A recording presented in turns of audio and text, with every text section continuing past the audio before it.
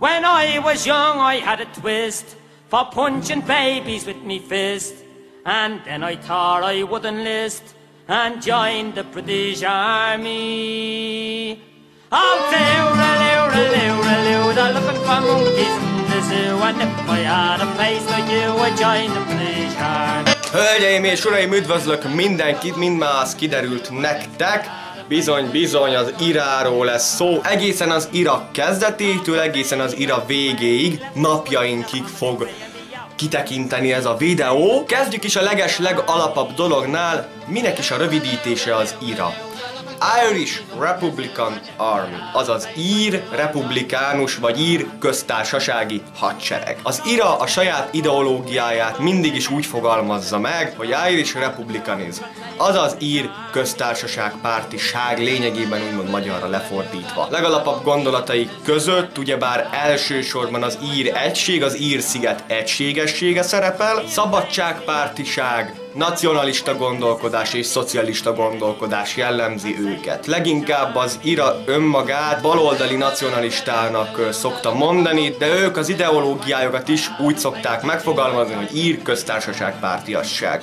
Habár teljesen nem igaz a dolog, de lehet azt mondani, hogy a politikai szárnya az IRA-nak az a Sinn Féin. Igazándiból a történelem során sokszor kihátrált a Sinn Féin az IRA mögül, vagy az IRA a Sinn Féin mögül, de lényegében azért elég köztudott a dolog, hogy rengeteg volt IRA tag, vagy rengeteg IRA-t támogató politikus van a Sinn Féin között, és bizony a Sinn Féin egyébként nagyon sokszor segített az IRA-nak, avagy fordítva. Tehát lényegében ugyebár itt a politikai labirintus útvesztői miatt kellett azt, hogy nagyon sokszor a Sinn Féin azt mondja, hogy nem, nekik nincs közük az IRA-hoz, de valójában ez nem így volt. Egyébként furcsa, hogy a Sinn Féin nem csak Írországban van jelen, hanem ugyebár a Nagy-Britanniához tartozó Észak-Írországban is. Egyébként a Sinn Féin 1905 óta létezik, akkor tájt még ugyebár csak szervezetként, majd később persze politikai pártként. Hozzá kell azonban tennem, hogy 86-ban volt egy szakadás, 1986-ban Sinn Féinből kiváltak tagok, és megalakítottak egy újabb pártot a republikánus Sinn Féin néven. Ők sokkal nacionalistábbak és Európa Unió ellenesek. Egyébként azt hozzá kell tennem, hogy a Sinn Féin papíron támogatja az Európai Unió, de ennek nem az európai politikához van köze,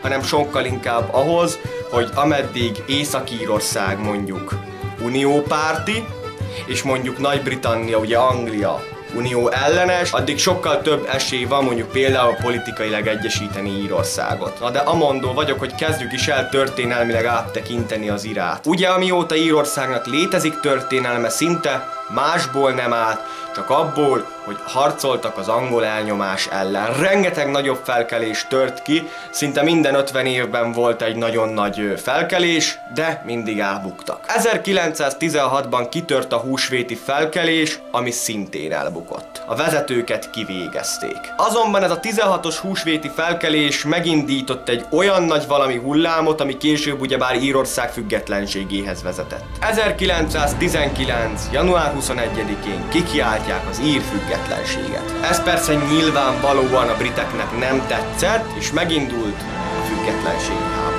Mivel hogy az íreknek nem volt hadseregük, gerilla taktikához kellett nyúlniuk. Valamint brit rendőrségi, katonai, politikai vezetők ellen követtek el merényleteket. A briteknél meg kell említenem, hogy nem csupán a britek ellen harcolt az IRA, ott voltak a lojalisták, akik egyébként írek lennének, de ők ugye magukat britnek vallják. Nem is elsősorban a britek, hanem főként ezek a lojalisták estek nagyon sokszor túlkapásokba a civilek ellen, sokszor voltak példastatuálások, nagyon sokszor bizony terrort gyakoroltak. Persze nem akarom a britek kezét megmosni, ők is eléggé sárosak voltak ezekben a dolgokban. Meg kell említenem a Churchill, tehát Winston Churchill által létrehozott szervezetet, a Black and Tans-et. Ők lettek volna a lojalista elit egységek, de ami őket jellemezte, az nem volt más, mint a civilek sanyargatása, a civilek elleni túlkapások, és hát igazánból minden ír katolikusban ők írást láttak, nagyon sok esetben erőszakoltak, nagyon sok esetben lőttek le ártatlanokat. Ennél a függetlenségi háborúnál jött elő az ír köztársasági hadsereg elnevezés, az ír felkelők ugye ír köztársasági hadseregnek nevezték magukat, azaz Irának. Első számú katonai vezetőjük Michael Collins volt, és első számú politikai vezetőjük Eamon de Valera volt. Eamon de Valerának egyébként nagyon jó kapcsolatai voltak Amerikában, ugyebár az amerikai írekkel, ő maga is egyébként az Amerikai Egyesült Államokban született, és hát kapcsolatai révén modern amerikai fegyverekhez jutottak hozzá. Meg kell említenem elfeledett történeteket ebből a függetlenségi háborúból, mint például Cork felgyújtását. Ugye Cork egy írek lakta város volt, a britek pedig teljesen felgyújtották, és nagyon sok kerületét például a földdel egyenlővé tették. Ez egyfajta példastatuálás volt. A másik jelentős esemény ebben az ír függetlenségi háborúban a véres vasárnap volt 1921-ben. A történet az, hogy ír katonák brit ügynököket végeznek ki, és véletlenül 2 civilis áldozatul esik. A britek erre felkapták a vizet, és eltervezték, hogy délután ezért a 2 civilért, persze elsősorban az ügynökökért, vendettát fognak venni. A délutáni órákban egy ír foci meccsre egy kezdetleges brit páncélos autó, egy kezdetleges brit tank bedöcögött, és rengeteg focistát és rengeteg civil nézőt szétlőtt. Valamint szintén a délutáni órákban rengeteg brit börtönben kivégeznek rengeteg írástagot. Akárhogyan is, az íreknek nem volt reguláris hadseregük, mégis fölénybe kerültek a britekkel szemben, a britek nem tudták megtörni 21-re az Irát. A britek pontosan ezért még ebben az évben tűzszünetet kötöttek az Irával. Ezt azonban nem adták ingyen, egy egyezményt kellett aláírni az Irának, hogy azért mégiscsak úgy tűnjön, hogy a britek kerültek ki még így is fölényben ebből a függetlenségi háborúból, és hát a felvilágosult brit politikusok azért megadják a függetlenséget az Irának. Hölgyek, urak!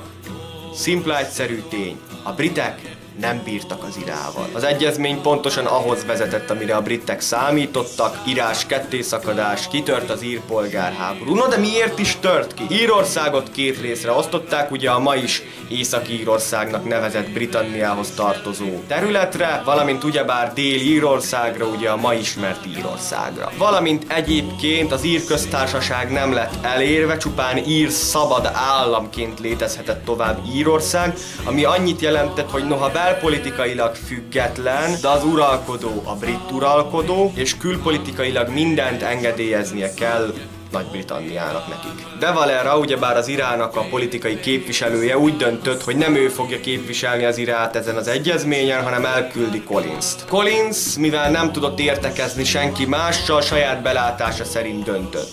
Úgy döntött, hogy elfogadja ezt az egyezményt. De Valera és Collins nagyon jó kapcsolatban voltak azelőtt, ezek után azonban teljesen szembe mentek egymással, de Valera nem volt hajlandó elfogadni ezt az egyezményt, és nem tudta elhinni, hogy Collins ebbe belement. És kitört a polgárháború, mint már említettem, az Ira ketté oszlott. Michael Collins volt a szabad állam oldalán, némileg segítették őt a britek, ám egyébként hozzá kell tennem, hogy Collins nagyon sok segítséget elutasított a britektől, például Churchill felajánlotta Collinsnak, hogy brit katonákkal fogja őt segíteni, Collins ezt elutasította. A másik oldalon, azok oldalán, akik nem voltak hajlandóak elfogadni az egyezményt, és akik egy teljes független köztársasági Írországot akartak, nos, az ő élükön Eamon de Valera állt. Polgárháború 22-től 23-ig tartott, és képzeljétek el, hogy ez a polgárháború alatt többször annyi ír halt meg, mint amennyi ír meghalt a függetlenségi háború alatt. Egyébként kicsit visszatérve és kicsit előre tekintve, de mielőtt elfelejtem, ezt is elmondom, kicsit térjünk vissza az ír szabad államhoz. De Valera